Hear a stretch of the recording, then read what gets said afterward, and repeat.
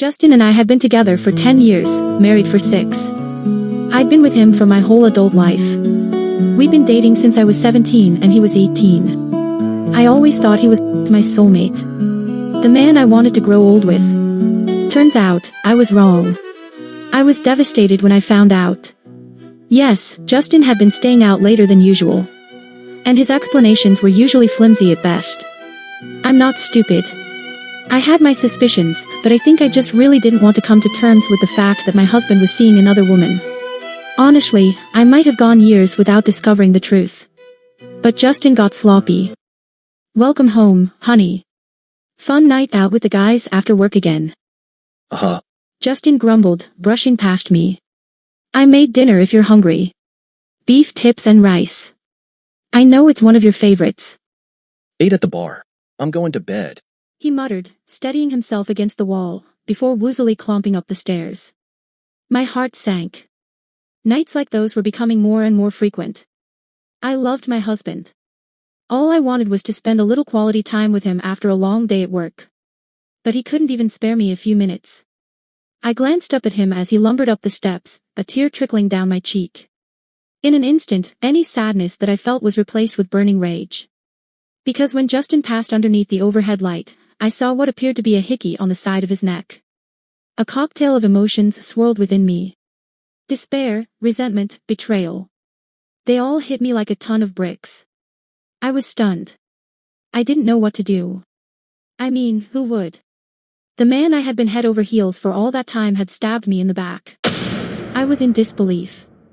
I stumbled to the kitchen, pulling out a chair, before I could collapse. I stared into space, trying to make sense of what I'd seen. I sat there for a long time, deep in thought. After a while, I felt numb. Like my entire personality had been flushed down the drain, leaving nothing but an empty husk. Then, a thought flashed across my mind. I'd been mistaken. That had to be it. Just a mere trick of the light. It was a pretty dimly lit hallway, after all. Whatever the case, I had to know. I tiptoed upstairs, abandoning my dinner. I crept up to our room as quiet as a church mouse, before lightly pushing open the bedroom door. Justin was fast asleep. I didn't waste any time. I rushed across the room, careful to avoid any squeaky floorboards, and I inspected Justin's neck. His snores grew louder as I approached. He always was a heavy sleeper.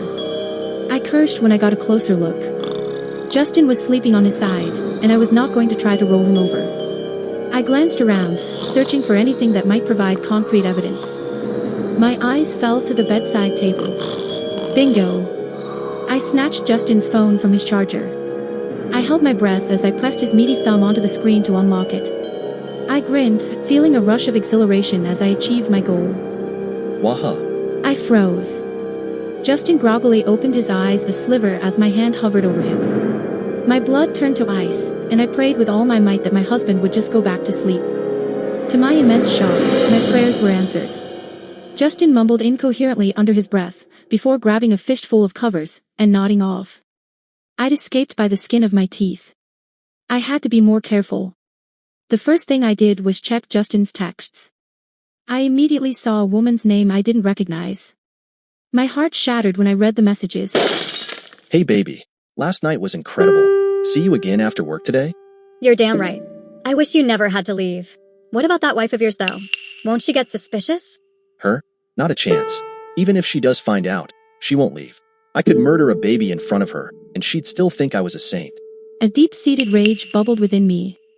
Did Justin really think that little of me? He clearly saw me as nothing more than a spineless, codependent pushover. Well, I'd show him. I screenshotted the evidence, scrolling through dozens of nude photos that I hadn't taken, and sent everything to my number. I deleted any proof of my snooping, then replaced Justin's phone on the charger. I stormed out of the room, grabbing my keys as I went.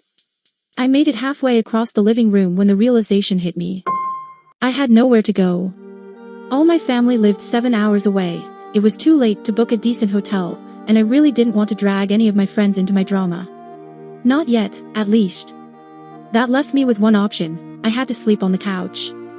I plopped down onto the sofa and sighed. I didn't want to have to confront it, but I knew what I had to do. In the morning, I was going to find a lawyer and start the divorce process. The thought alone was enough to break me. No matter how hard I tried, I couldn't hold back my tears any longer.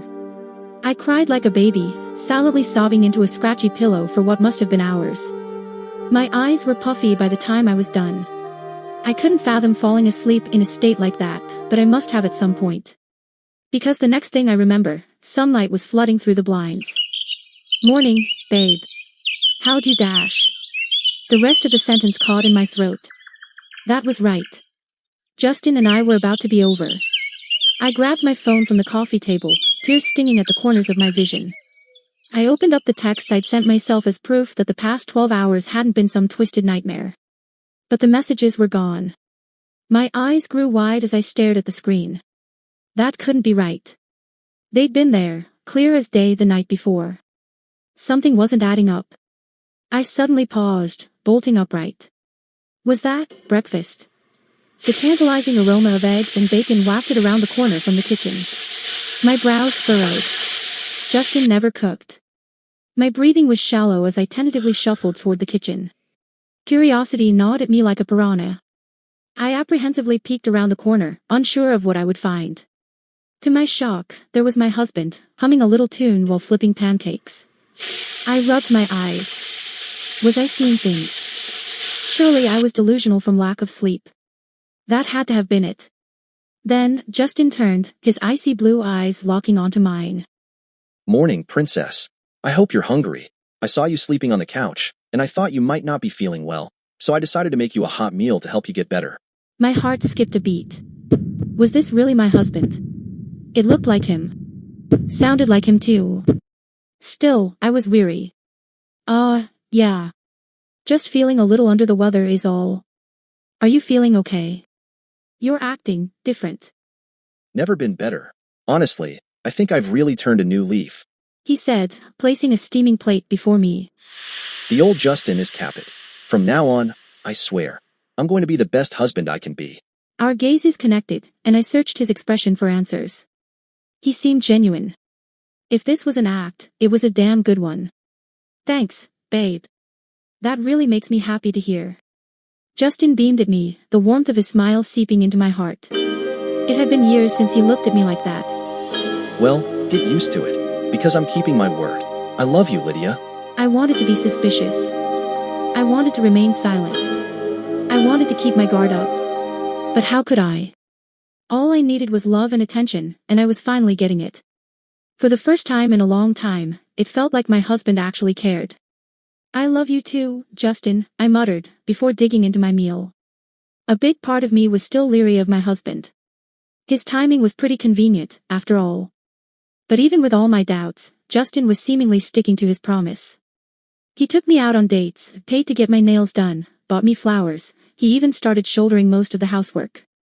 Needless to say, I was impressed. If he would have kept that up, I might have never suspected a thing. But one night, he slipped up. We were cuddled up on the couch, watching the Truman Show, when I asked. Now, I wish I would have kept my mouth shut. Hey babe. Yes, my love?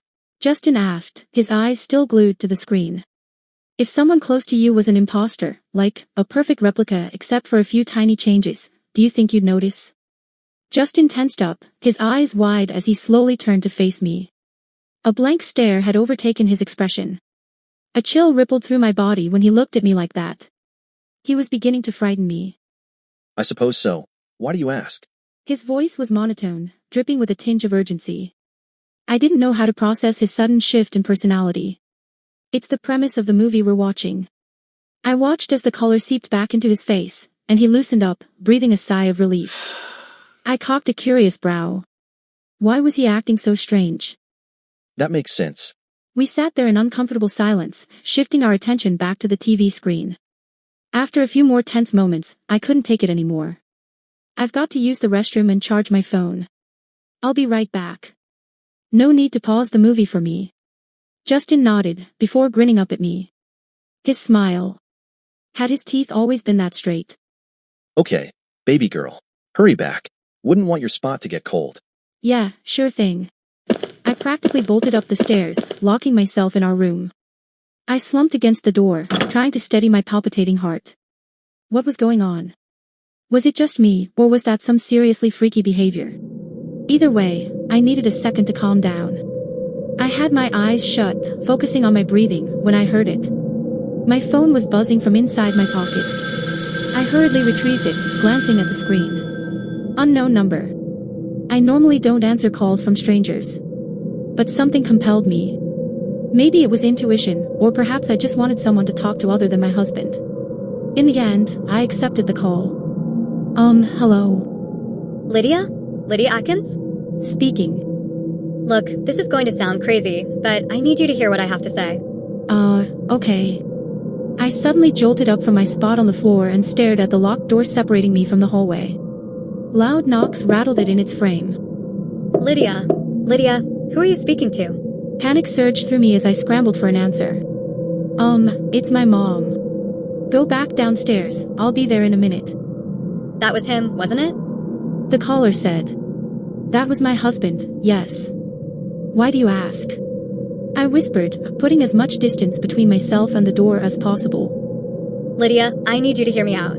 Can you promise me that you will? The pounding on the opposite side of the room grew even louder. Lydia, don't listen to her. She's a fucking liar. My stomach began to twist itself into knots. How did he know? I'm listening. I'll hear what you have to say. The woman on the other end of the line breathed an audible sigh of relief. Okay, my name is Adeline, and Justin and I have been seeing each other for about 9 months. That man in your house is not your husband.